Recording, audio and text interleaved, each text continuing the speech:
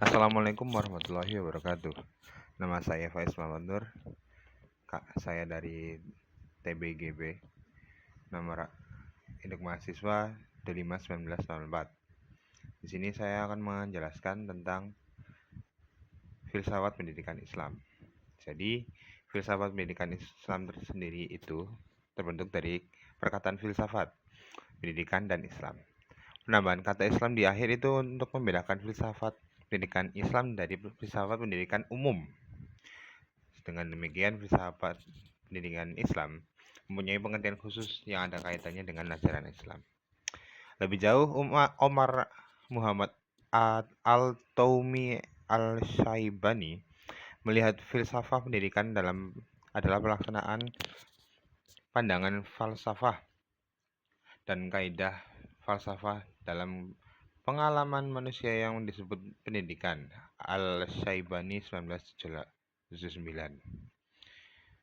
Jadi, secara rinci dikemukakan bahwa falsafah pendidikan merupakan usaha untuk mencari konsep-konsep di antara gejala yang bermacam-macam, meliputi 1. Proses pendidikan sebagai rancangan yang terpadu dan menyeluruh. 2. Menjelaskan berbagai makna yang mendasar tentang segala istilah pendidikan.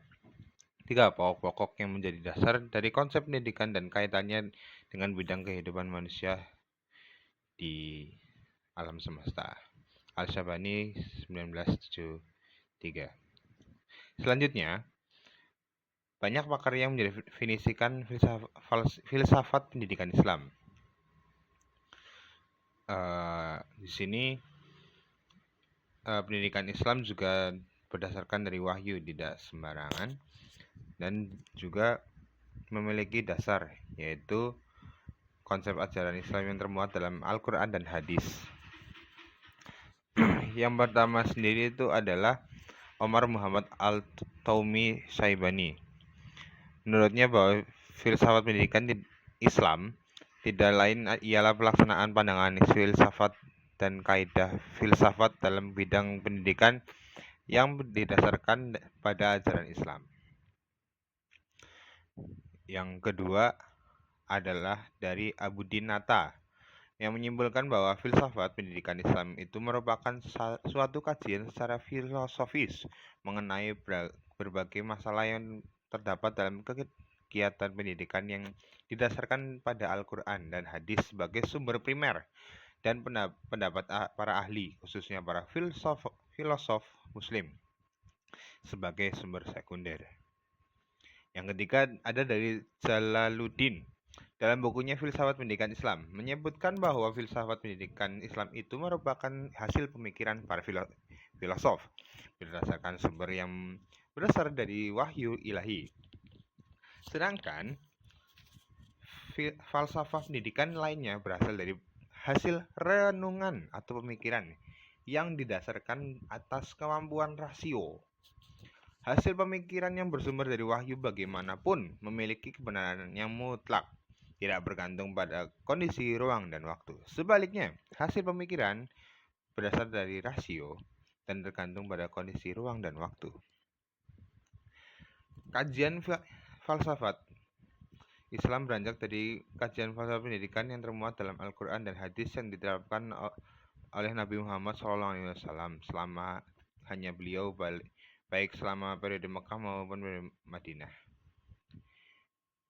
Lalu yang keempat ada M. Arifin dalam pendahuluan buku Filsafat Pendidikan Islam, menyebutkan bahwa filsafat pendidikan Islam berarti memasuki area pemikiran yang mendasar, sistematis, logis, dan menyeluruh universal tentang pendidikan, yang tidak hanya dilatar belakangi oleh ilmu pengetahuan agama Islam saja, melainkan menuntut kepada kita untuk mempelajari ilmu-ilmu lain yang relevan.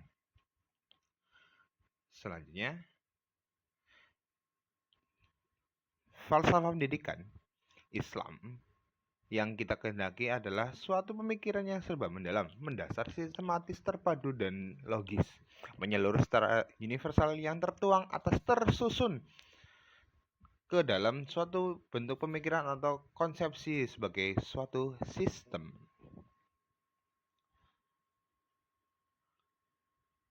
Dari penjelasan dan paparan pengertian filsafat pendidikan Islam yang telah disebutkan oleh pakar-pakar di atas, dapat disimpulkan bahwa filsafat pendidikan Islam adalah suatu kajian secara filosofis, yakni berpikir secara mendalam, sistematis, radikal, dan universal tentang masalah-masalah pendidikan, seperti masalah manusia, anak didik, guru, kurikulum, metode lingkungan, hakikat, kemampuan manusia untuk dapat dibina dan dikembangkan, serta dibimbing menjadi manusia muslim yang seluruh pribadinya dijiwai oleh agama Islam.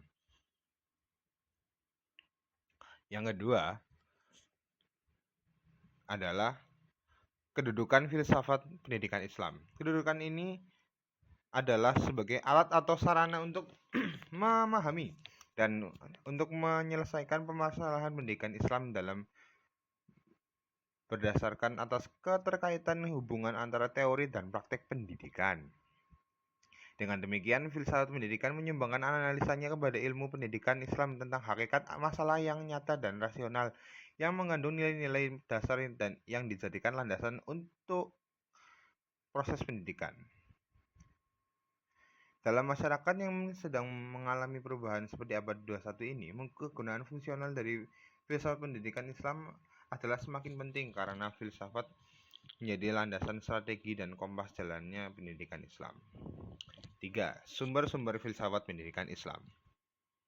Dalam pengertiannya, bahwa filsafat ini didasarkan dalam Al-Quran dan Hadis sebagai sumber primer dan pendapat para ahli khususnya para filosof Muslim sebagai sumber sekunder. Maka dari sini kita tahu bahwa sumber-sumber filsafat pendidikan Islam itu hanya ada dua, primer yaitu Al-Quran dan Hadis, dan dua, sumber sekunder yaitu pendapat para filosof Muslim.